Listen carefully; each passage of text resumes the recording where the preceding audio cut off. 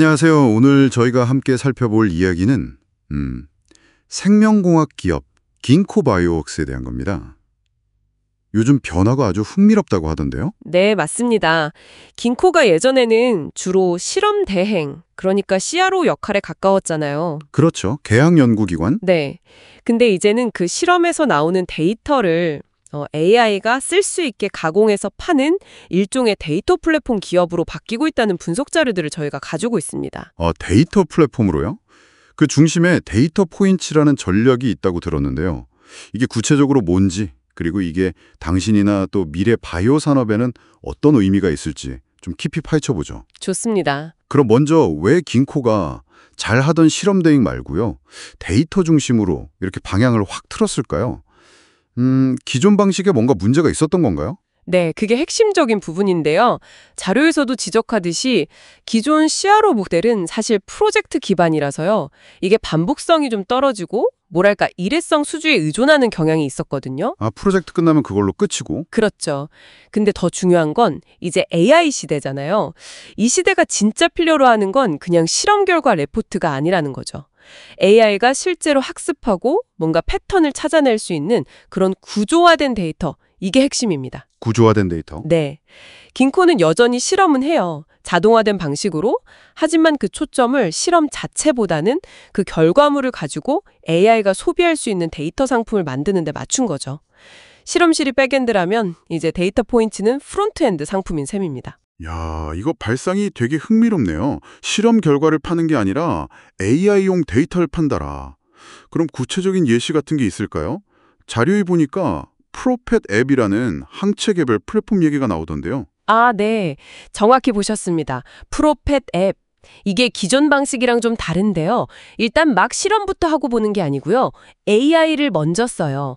그래서 사전에 항체가 가질 수 있는 잠재적인 문제점, 예를 들어 잘 뭉친다거나 안정성이 떨어진다거나 하는 것들을 예측합니다. 미리 예측을 한다고요? 네. 그리고 나서 꼭 필요한 실험, 에세이라고 하죠. 그것만 딱 골라서 자동화 시스템으로 빠르게 검증하는 방식이에요. 마치 레고 블록처럼 실험 단위를 조합한다고 보시면 되는데 여기서 중요한 건 나오는 결과물이 그냥 리포트가 아니라는 거예요. AI가 받아서 즉시 분석하고 학습할 수 있는 그런 데이터셋 형태로 나온다는 거죠. 아하, 필요한 실험만 골라서 하고 그 결과는 AI가 바로 이해할 수 있는 데이터로. 굉장히 효율적이겠네요. 그럼 또 다른 제시로 래피드라는 것도 있던데요. 이건 세포 수준에서 약물이 어떻게 작용하는지 그 작용 기전, MOA라고 하죠. 그걸 파악한다고? 네, 맞아요. 래피드, 이건 이제 세포 염색 분석, 셀 페인팅이라고 부르는 기술하고요. 유전자 발현 분석, 드락식 같은 걸 결합한 건데요. 네. 약물을 투여했을 때 세포 모양이 어떻게 변화하는지, 또 유전자 발현은 어떻게 달라지는지, 이런 변화들을 딱 포착해서요. 이걸 AI가 비교 분석할 수 있게 숫자로 바꿔주는 거예요. 정량적인 벡터 데이터라고 부르는데, 벡터 데이터요? 네, 복잡한 생물학적 반응을 기계가, 그러니까 AI가 이해할 수 있는 언어로 번역한다. 이렇게 보시면 좀 쉬울 것 같습니다. 왜 이해하기 효과가 있는지 혹은 없는지를 데이터로 설명하려는 시도죠. 잠깐만요. 근데 여기서 좀 궁금한 게 생기는데요. 자료에서도 지적하듯이 실험 결과 데이터, 그거 소유권은 당연히 고객한테 있는 거잖아요. 그렇죠. 당연히 고객 거죠. 그런데 긴코는 어떻게 자기들만의 경쟁 우위, 그 해자, 모트라는 걸 만들 수 있는 거죠? 고객 데이터를 마음대로 쓸 수는 없을 텐데요. 네, 아주 중요한 질문입니다. 맞아요. 결과 데이터 자체는 고객 겁니다. 긴코의 전략은 그게 아니고요. 실험이 어떻게 수행되었는가? 그 과정에서 나오는 메타데이터를 자산화하는 데 있어요. 과정 데이터요? 그게 어떤 거죠? 예를 들면 어떤 실험 설계가 제일 효율적이었는지, 자동화 로봇이 어떤 조건에서 가장 잘 돌아갔는지, 특정 실험 순서, 그러니까 워크플로우의 성공률이나 실패 기록 같은 거요.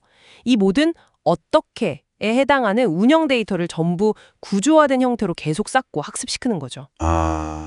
이 과정 데이터가 결국 플랫폼 자체를 계속해서 더 똑똑하게 만드는 연료가 되는 겁니다. 고객 데이터는 당연히 돌려주지만 데이터를 가장 효율적으로 생산하고 구조화하는 그 방법론 자체가, 그리고 고도로 자동화된 인프라 자체가 긴코의 아주 강력한 해자가 되는 거죠. 실험을 하면 할수록 플랫폼은 더 정교해지는, 그런 선순환 구조예요. 결과가 아니라 과정에서 해자를 찾는다. 와, 이거 상당히 영리한 조건인데요. 그럼 이 데이터 플랫폼, 이거는 궁극적으로 누가 쓰게 될까요? 제약사나 AI 기업, 정부까지도 언급되던데요. 네, 맞습니다. 이게 각자의 필요는 조금씩 다른데요. 다들 여기서 가치를 찾을 수 있을 거라고 보는 거죠. 큰 제약사들은 뭐랄까 자체적으로 막대한 자동화 설비 투자하고 유지하는 부담 없이도 최신 기술 쓸 수 있고 결과 데이터만 가져갈 수 있으니 좋고요. 그렇겠네요.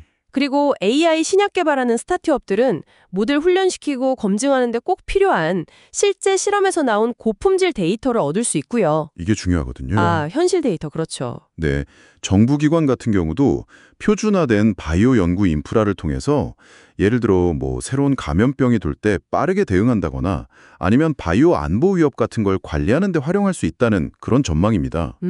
궁극적으로 긴코는 실험이라는 굉장히 복잡하고 돈 많이 드는 과정을요, 하나의 서비스, 그러니까 API처럼 추상화하려는 것 같아요. 그래서 누구나 필요에 따라서 이걸 가져다 쓸 수 있는 그런 생물학 연구 개발의 운영체제, OS가 되려는 비전을 그리고 있는 거죠. 생물학 연구의 OS라. 야, 이거 정말 큰 그림인데요?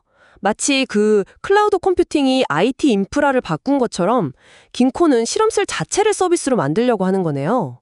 실험 결과를 넘어서 실험 과정을 플랫폼으로 만든다는 전략, 정말 야심찹니다. 네. 그래서 만약에요, 이 모델이 진짜 성공적으로 자리를 잡는다면 자료 마지막에도 그런 예측이 나오는데 정말 흥미로운 미래를 상상해 볼 수도 있습니다. 우리가 코딩 기술 덕분에 특별한 장비 없이도 아이디어만 있으면 소프트웨어를 만들 수 있게 됐잖아요. 그렇죠. 1인 개발자 시대에. 네, 그런 것처럼 긴코 같은 플랫폼이 잘 발전하면 복잡한 실험실 없이도 그냥 혁신적인 아이디어를 가진 연구자 한 명이 바이오 연구를 시작할 수 있는 그런 시대, 뭐랄까 1인 바이오테크 시대가 올 수도 있다는 거죠. 1인 바이오테크 시대. 물론 이게 얼마나 현실이 될지는 앞으로 긴코가 어떤 성과를 보여주느냐에 달려있겠죠. 오늘 자료들을 통해서 긴코가 그리고 있는 이 데이터 중심의 바이오 플랫폼, 그 미래를 좀 엿볼 수 있었습니다. 네, 분명 흥미로운 변화입니다. 이 이야기를 들으신 당신은 이 미래에 대해 어떤 질문을 던져보고 싶으신가요? 어쩌면 그 질문이요, 이 분야의 미래를 예측하는 또 다른 실마리가 될지도 모르겠습니다.